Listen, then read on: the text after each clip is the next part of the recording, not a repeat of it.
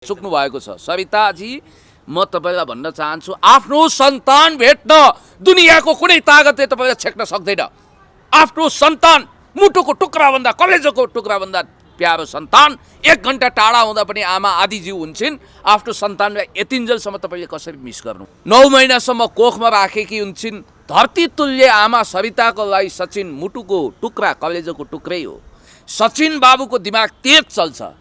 पिताको नाम तेजेन्द्र, छोराको दिमाग तेज छ। म यति कुरा भन्छु कि सचिनको पिताजी हाम्रो तेजेन्द्रजीले पनि मातासँग भेटाइदिनुस्, जोडाइदिनुस्। सचिनजीलाई पनि सोध्नु पर्यो, आमासँग जान चाहनुहुन्छ? आमाको माया कति लाग्छ? आमाको बारेमा के भन्नुहुन्छ? उहाँसँग पनि बुझ्नु पर्यो, सोध्नु पर्यो। अब नभए त्यहाँ अरू केही रहस्यमय कुराहरू छन्।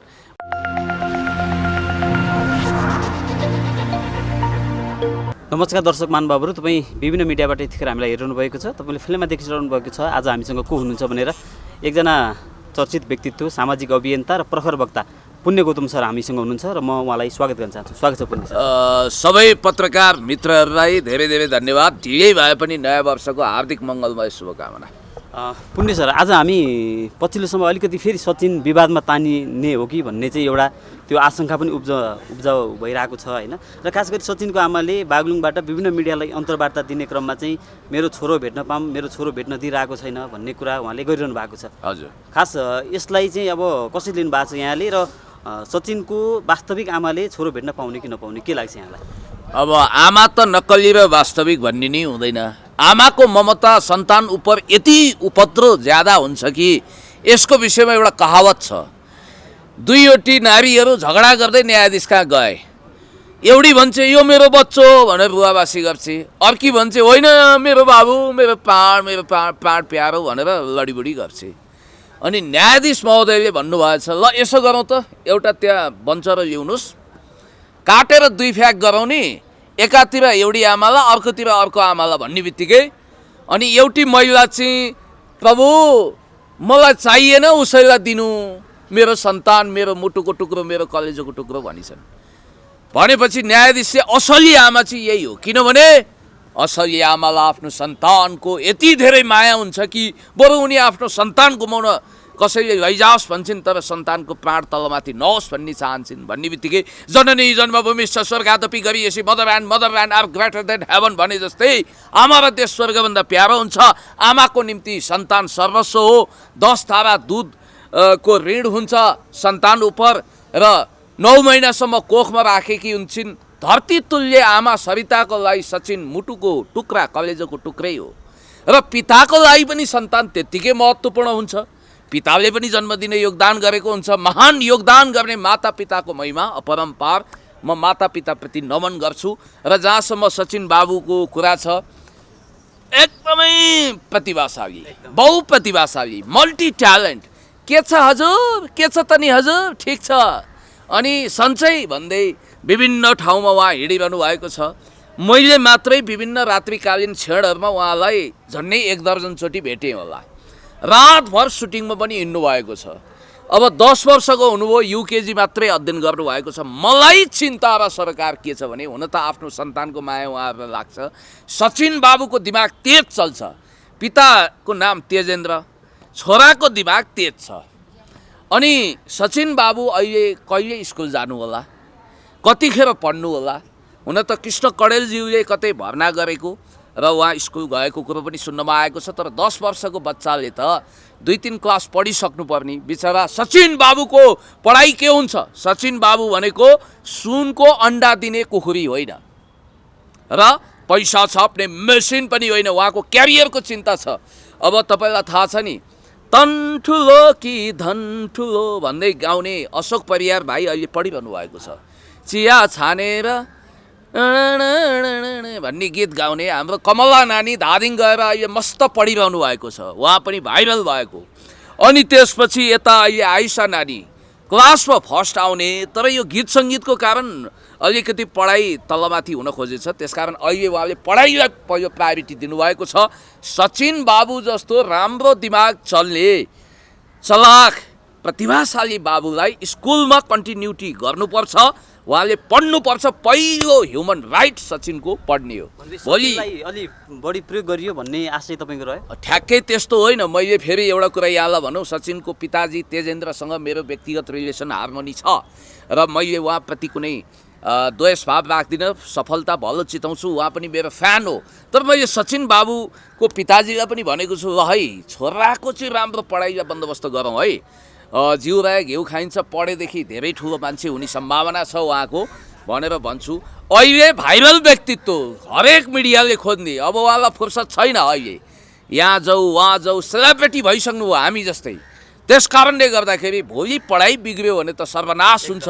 अनि जहाँसम्म आमाको कुरा छ, अब यो उहाँहरूको नितान्त पारिवारिक मामिला हो, तर सचिन बाबु के हो त पब्लिक फिगर हो। पब्लिक फिगरको दायित्व के हुन्छ भने सार्वजनिक व्यक्तित्व भइसकेपछि उसका जीवनका पाटो पक्षहरू आउँछ। यो लुकेको कुरो होइन कि सचिन बाबुको पिताले अर्को घरबार गर्नु, उहाँको माताजी टाढा हुनुभयो, अहिले सम्भवतः बागलुङकी कहाँ हुनुहुन्छ उहाँ, सरिता हो उहाँको नाम, र उहाँले आफ्नो सन्तान भेट्न पाऊँ भनेर इच्छा गरिरहनु भएको छ। म सचिनको माताजीलाई पनि भन्न चाहन्छु, भाइरल हुनु अगाडि चाहिँ आफ्नो सन्तानको खोजी यहाँले कति गर्नु होला? उहाँले त्यो इन्टरभ्यूकै क्रममा के भन्नुभएको छ भने छोरो भाइरल भएपछि खोज्यो भनेर चाहिँ मलाई आरोप नलगाउनु होला, मसँग कोही मिडियाकर्मी पनि ठोकिन आउनु भएन, मसँग फोन पनि थिएन, र सचिनको बुबाले सचिनलाई त्यो अपाङ्ग छोरो तै राख अथवा यो अपाङ्ग छोरोलाई म हेर्न सक्दिनँ भनेर बाबुलाई छोडेर जानुभएको, र अहिले त्यही बाबुको चाहिँ कमाइ खाएर चाहिँ उहाँ काठमाडौँमा हिँड्नु भएको छ भनेर उहाँले त्यो हिसाबले पनि अन्तर्वार्तामै भन्नुभएको छ, आरोप पनि लगाउनु। अब यताबाट मिसाइल आयो, यता उताबाट सचिन बाबुको बुवा तेजेन्द्रले एन्टी मिसाइल छोडिहाल्नु हो। भाग्यमानी बाबुलाई पो छोरोको कमाइ खान्छ त, म त भाग्यमानी हो भनेर छाती फुलाएर गर्व गरेर उहाँले एकदम ठाडो शिर गर्नुभएको छ। म यति भन्न चाहन्छु कि यो टग अफ वार रिलेसन टुटिसकेपछि पितामाताको बिचमा यो खालको टग अफ वार भएको बुझिन्छ। मलाई जहाँसम्म लाग्छ यसमा शान्ति र समझदारीले काम लिनुपर्छ, तनाव झगडा लफडा होइन। भाले साँडेको जुदाई बाछाको मिचाई, गाड कोराको भुँडी फोराफोर गर्दा हाम्रो के अरे सचिन बाबुको जिन्दगी अँध्यारो हुनसक्छ, भविष्य धराप्पो पर्न सक्छ। त्यसकारण समझदारी यही कुरोमा हुन्छ कि पिता र माताले हो हल्ला नगर्ने, धेरै मिडियाबाजी गर्नु जरुरी पनि छैन। तर म सचिनको माताजीलाई भन्न चाहन्छु, तपाईँलाई आफ्नो छोरोप्रति त्यत्रो उत्पात प्रेम छ, माया छ, अब उहाँहरूको के कागजी डिभोर्स भएको हो कि? पहिलो कुरो त यो बुझ्नु पऱ्यो नि त, व्यावहारिक हिसाबले छुट्टाबिन्दी भएर बसेको हो कि दुईटा पत्नीकै स्ट्याटस हो कि सचिन बाबुको बुवाको, अथवा अदालती प्रक्रिया अथवा व्यावहारिक हिसाबले सम्बन्ध टुङ्ग्याउनु भएको हो? पहिलो कुरो त्यो डिफाइन हुनु पऱ्यो, point to be noted. First of all तपाईँले यो कुरो कन्सिडर गर्नुपर्छ, यो कुरोको विषयमा तपाईँले फाइन्ड आउट गर्नुपर्छ तथ्य के हो। उहाँले भन्नुभएको छ म सचिनको आमा हुँदाहुँदै अर्को लिएर आउनु भयो सचिनको बाबाले, उहाँको कुरा अनुसार है। त्यस पछाडि अनि उहाँ सौतानी मामिला भयो, त्यस पछाडि उहाँ चाहिँ अदालत जानुभयो यो कुरालाई लिएर। तर अदालत प्रहरीमा जाँदाखेरि उहाँहरूले चाहिँ तपाईँको बिहे दर्तादेखि केही कुराहरू रहन्छ, यो केसमा अहिले हामीले हेर्न मिल्दैन भन्ने हिसाबले उहाँले त्यो हिसाबले कुरा गरिरहनु भएको छ है। सुन्नु न, एकदम म तपाईँलाई भन्छु, जब उहाँसँग आफ्नो सन्तान थियो भने सन्तानलाई मुटुको टुक्रा जस्तो मानेर आमाले आफूसँग राखेर लालन पालन गर्ने, अनि त्यसपछि शिक्षा दीक्षा दिने, बाउसँग पनि समझदारी गर्ने तेजेन्द्रजीसँग, यो दायित्व आमाको थियो। त्यो दायित्वमा डराएर हो कि किन हो उहाँ चुक्नु हुँदैन थियो, तर चुक्नु भएको छ। सरिताजी, म तपाईँलाई भन्न चाहन्छु, आफ्नो सन्तान भेट्न दुनियाँको कुनै तागतले तपाईँलाई छेक्न सक्दैन। आफ्नो सन्तान मुटुको टुक्राभन्दा, कलेजोको टुक्राभन्दा प्यारो सन्तान 1 घन्टा टाढा हुँदा पनि आमा आदि जीव हुन्छन्। आफ्नो सन्तानलाई यतिन्जेलसम्म तपाईँले कसरी मिस गर्नुभयो? तपाईँलाई कसैले रोक्न सक्दैन, किनभने तपाईँ त कुनै प्रोग्राम चलेको ठाउँमा पनि जान सक्नुहुन्थ्यो, मेरो बाबु भन्दै जान सक्नुहुन्थ्यो। मेरी आमा स्वर्गवास हुनुभयो, उहाँले मलाई 1 घन्टा पनि मिस गर्न सक्नुहुन्न थियो नि। आफ्नो सन्तान भेट्न त कुनै बहाना चाहिँदैन, दुनियाँका कुनै तागतले छेक्न सक्दैन। तर हाम्रो नोटिसमा सरिता बहिनीले काठमाडौँ आएर सचिनलाई भेट्न यदि नदिएको हो भने त सोसियल मिडिया गुहार्न सक्नुहुन्थ्यो, अरू क्षेत्र थियो, सामाजिक क्षेत्र थियो। उहाँले काहीँ न काहीँ भाइरल भएपछि नै छोरोको बढी खोजी गरेको हो कि भन्ने पनि देखाउँछ है। दुनियाँका महान आमाहरूप्रति अन्याय भयो भने म क्षमा चाहन्छु, आमा महान नै हुन्छन् जननी, एउटा कुरो। दोस्रो, तेजेन्द्रजीलाई पनि म के भन्न चाहन्छु भने छोरा आमासँग धेरै नै निकट हुन्छन्, आफ्नै आमालाई दुनियाँको सर्वोत्कृष्ट आमा सम्झिन्छन्। गोर्कीको मदर पढ्नु भएको छ नि म्याक्सिम गोर्कीको, आमाको महिमा अपरम्पार हजार जिब्रा भएका शेषनागले पनि वर्णन गर्न सक्दैनन्। र म यति कुरा भन्छु कि सचिनको पिताजी हाम्रो तेजेन्द्रजीले पनि मातासँग भेटाइदिनुहोस्, जोडाइदिनुहोस्। सचिनजीलाई पनि सोध्नु पर्यो, आमासँग जान चाहनुहुन्छ? आमाको माया कति लाग्छ? आमाको बारेमा के भन्नुहुन्छ? उहाँसँग पनि बुझ्नु पर्यो, सोध्नु पर्यो। अब नभए त्यहाँ अरू केही रहस्यमय कुराहरू छन्। मैले कतिसम्म देखेको छु भने खुद सन्तानले आफ्नो आमा अथवा बुवासँग जान नचाहेको त्यस्तो कतिपय छुट्टा भिन्दी भएको अवस्थामा त्यस्तो छ। र बिचरा बालक हुनुहुन्छ, बबुरो हुनुहुन्छ, ओठ निचर्दा दुध आउला जस्तो अवस्थामा, तर पनि बहुप्रतिभाशाली सचिनको अधिकारमाथि कसैले कुण्ठित गर्नु हुँदैन। आमाले सन्तान भेट्न पाउनुपर्छ, अधिकार स्थापित गर्नुपर्छ। सन्तानले पनि आमालाई भेट्न पाउनुपर्छ। तेजेन्द्रजीको बारेमा पनि हामीले नेगेटिभ सोच्नु हुँदैन, किनभने छोरालाई उहाँले लालन पालन गर्नुभएको छ, हुर्काउनु भएको छ। तथ्य यस्तो छ कि के थाहा हामीलाई, अब हिजो भाइरल नहुँदासम्म छोरालाई ल बाउकै माता त होस्, बाउले लिएर जाओस्, मलाई मतलब छैन भनेर उहाँ बस्ने। अहिले चाहिँ छोरो प्रसिद्ध हुँदै जाँदा ओहो मेरो प्यारो बाबु सचिन बाबु कहाँ छौ तिमी भन्दै आएको हो कि? यो कुरो बुझ्नुपर्छ पहिलो कुरो। र तथ्य बुझिसकेपछि सत्यको अन्वेषण गर्नुपर्छ, फ्याक्ट फाइन्डिङ गर्नुपर्छ। तर सरसर्ती मैले पनि सरिता बहिनीको इन्टरभ्यू हेरेको थिएँ। सरसर्ती हेर्दा चाहिँ प्राकृतिक न्यायको सिद्धान्तले के भन्छ भने, नेचुरल लले के भन्छ भने, आमाको पहिलो अधिकार छोरोमाथि हुन्छ। छोरो र आमाको मिलन हुनुपर्छ, पुनर्मिलन हुनुपर्छ र छोरोलाई सोधिनुपर्छ। र पिता र माता मिलेरै बसेको राम्रो। सरिताजी र तेजेन्द्रजीको पनि सम्बन्ध सुमधुर होस् न। के हामीलाई के छ र? अन्तर्वार्ताकै क्रममा के भन्नुभएको छ भने, मेरो छोरो र छोरी, सचिनको बहिनी पनि छ छोरी, म एकचोटि मात्र भेट्न पाऊँ, म सँगै बस्नुपर्छ भन्ने पनि छैन, तर मलाई एकचोटि भेट्ने वातावरण चाहिँ मिलाइदिनु पर्यो भनेर चाहिँ उहाँले एकदमै त्यो हार गुहार चाहिँ गरिरहनु भएको। तेजेन्द्रजीसँग मैले कुराकानी गर्दा उहाँले आफ्नो छोरालाई म प्राणभन्दा प्यारो ठान्छु, मलाई 2 मिनटदेखि 5 मिनट छुट्टी भने मेरो मुटु नै फुट्ला जस्तो हुन्छ। मेरो लागि उसको लागि म आमा पनि हुँ, बुवा पनि हुँ। आमाले त उसलाई वास्ता गरिन, आमाले छोडेर गई, निष्ठुरी भई भन्ने टाइपले भावुक कुरा गर्नुभएको थियो। तथ्य के हो अब बहिनीले भन्नु पर्यो। बहिनीलाई पनि के आफ्नो छोरासँग 1 घन्टा छोड्दाखेरि मुटु कलेजो नै फुट्ला जस्तो हुन्छ सरिता बहिनीलाई? त्यसो हो भने इन्टरभ्यू मात्रै दिएर किन बसेको? काठमाडौँ आएर भेट्नु पर्यो नि, छिटोभन्दा छिटो। कसले रोकेको छ? 2 दिन अब्स्ट्याकल होला। आफ्नो आमाले आफ्नो सन्तान भेट्न सक्दैनन्, यो दुनियाँमा काहीँ नहुने कुरा हो। त्यस कारणले गर्दाखेरि छिटोभन्दा छिटो यो विषयमा मेरो आवश्यकता पर्छ भने म मध्यस्थता गर्न तयार छु। तर जे हुनु भइगयो, तेजेन्द्रको जीवनमा पनि अर्को नारी आउनुभएको रहेछ, मिलाएर लाने, समझदारीमा लाने। सचिनलाई यसमा डिस्टर्ब गर्नु भएन। मुख्य कुरो भनेको सचिनको पढाइलाई निरन्तरता दिनु पर्यो, at any cost, at any rate. सचिनको जिन्दगीमा डिस्टर्ब गर्नु भएन। यो सम्बन्धको कारण साँडेको जुदाई बाछाको मिचाइ नहोस्, पिता माताको लडाइँमा बिचरा बालक बबुरो करापझ्याप नहोस्। र माताले पनि आफ्नो सन्तानलाई प्यार गर्न पाउनुपर्छ। पिताबाट पनि अलग गर्नु हुँदैन। सर्प पनि भागोस्, लट्ठी पनि नभाँचियोस्, बिचमा समझदारीको बाटो अपनाउनुपर्छ। पत्रकार मित्रहरूको अब कुनै जिज्ञासा? हुन्छ दाइ, समय दिनुभयो, एकदम यहाँलाई धेरै धन्यवाद। औधी माया गर्ने सचिनको बुवाले आफ्नो श्रीमती हुँदाहुँदै कान्छी श्रीमती बिहे गरेको भइसकेको भए, त्यो भएको भए त अलिकति सचिनलाई अन्याय भयो अथवा उहाँको जेठी श्रीमतीलाई अन्याय भएको महसुस त हुन्छ नि? यो विषयमा चाहिँ सम्बन्धित सरकारवाला व्यक्तिहरूले बोल्नुपर्छ। किनभने त्यो कन्डिसन के थियो, कसरी बिहा गर्नुभयो, हिजो अब नभा छुट्टा भिन्दी भएर व्यवहारिक रूपमा बसेको हो कि अथवा समझदारीका साथ लौ नलौ ठिकै छ नि भनेर स्वीकारेको हो कि? कानुनको रङ खैरो हुन्छ, समाजमा व्यवहारको रङ हरियो हुन्छ। यो ग्रे जोनमा हुन्छ कानुन जहिले पनि, तर समाजमा व्यवहार भनेको ग्रिन जोनमा हुन्छ, त्यो कलर हुन्छ। त्यस कारणले गर्दाखेरि यो विषयमा तपाईँले भने जस्तो नेचुरली चाहिँ त्यो देखिन्छ, तर व्यवहारिक हिसाबले अर्थ लगाउँदै जाँदा त्रिपक्षीय कुरा बुझ्नुपर्ने हुन्छ। एउटा तेजेन्द्रजीसँग कुरा बुझ्नु पर्यो, दोस्रो सरिता बहिनीसँग बुझ्नु पर्यो, तेस्रो त सचिनको अहिले स्टेप मदर सौतेनी आमा जे भने पनि उहाँसँग पनि कुरा बुझ्नुपर्छ। किनभने उहाँको पनि मिडियामा चिजहरू आइरहेछ, इन्टरभ्यू दनादन आइरहेछ। र यति कुरा हो कि हरेक कुरो पारदर्शी हुनुपर्छ, कुनै कुरो लुकाउनु पाइँदैन। दुधको दुध पानीको पानी छुट्याउनै पर्छ।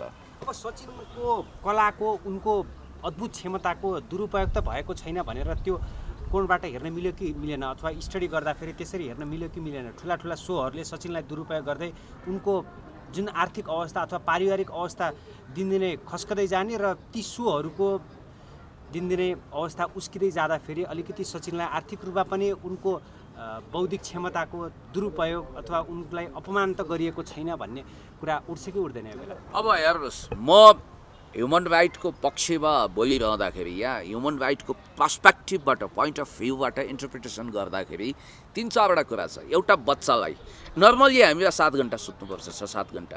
सचिनको उमेरअनुसार सचिनले 12-13 घन्टा सुत्नुपर्छ। के सचिनले त्यति निन्द्रा पुर्याएका छन्? नम्बर 1। रोगको एउटा कारण भोक र निन्द्रा पनि हो। मेन्टल हेरासमेन्ट त भएको छैन कहीँ कतै? Point to be noted, very important point. दोस्रो कुरो, सचिनले पढ्ने कुरो उनको सबैभन्दा आधारभूत आवश्यकताको कुरा हो। भोलि उनलाई जिन्दगीमा यो गुनासो नरहोस् कि म त ओहो अब एकदम नाच्ने गाउने आदि इत्यादि हुँदाहुँदै मेरो त जिन्दगी नै बितेछ। अहिले सचिन बाबु 10 वर्षको हुनुभयो। मैले रुबिन गन्धर्वको एउटा कन्फेसन्स हेरेको थिएँ। जनआन्दोलन ताका त्यत्रो रापताप पैदा गर्ने बिचरा रुबिन बाबु अहिले सांसद हुनुपर्ने हो नि। उहाँको योगदान अनुसार नट जोक। हुन त हामी के भयौँ भन्ने कुरो पनि अहम मम भन्नुपर्ला। आज तपाईँको रुबिन गन्धर्व कहाँ छन्? बिचरा रेडियो नेपालमा एउटा सानो जागिरमा झुन्डिएर बसेका छन्। आन्दोलनमा त्यत्रो योगदान गर्ने मान्छे। अनि भोलि सचिन बाबुको पढाइ लेखाइको अभावले जिन्दगीभरि यसै गरी जाँदैन होला। अब यो बाल कलाकारको फेरि के हुन्छ भने बालबाट वयस्क हुने बित्तिकै, एडल्ट हुने बित्तिकै भूमिका अझ ज्यादा तेज हुने सम्भावना कति रहन्छ अथवा कमजोर हुने हो कि? कलाको दुरुपयोग भयो कि भएन, आर्थिक रूपमा शोषण भयो कि भएन? त्यो होइन, यो आज अहिले जस्तो उहाँलाई विभिन्न खालको कन्सर्ट गर्न केले रोक्यो? कोभिड-19ले रोक्यो। मेगा सोहरूले त मेगा उहाँलाई युज गरेर धेरै कमाए नि त। धेरै ठुल्ठुला सोहरूमा लाखौँ लाख कन्सर्ट, लाखौँ लाख बुझ्ने कन्सर्ट जान पनि उहाँले पाउनु भएको छैन। तर भ्याइ नभ्याइ पनि छ। फेरि दिनदिनै फलाना तिलाना ढिस्काना ठाउँमा पनि जानु छ। तर तपाईँले भनेको कुरा ठिक हो। मान्छे यहाँ मतलब गर्दैनन्। ठुला ठुला हाउसेसहरूले, ठुला ठुला पैसा छाप्ने मेसिन जस्तो प्रतिभाहरूलाई युज वा मिसयुज गर्नेहरूले के गरिदिन्छन् भने पढाइ भाँडमा जाओस्, हाम्रो प्रोग्राम चलोस्, हामी युज गर्छौँ, मिसयुज गर्छौँ, कोही बात छैन, हामीलाई मतलब छैन।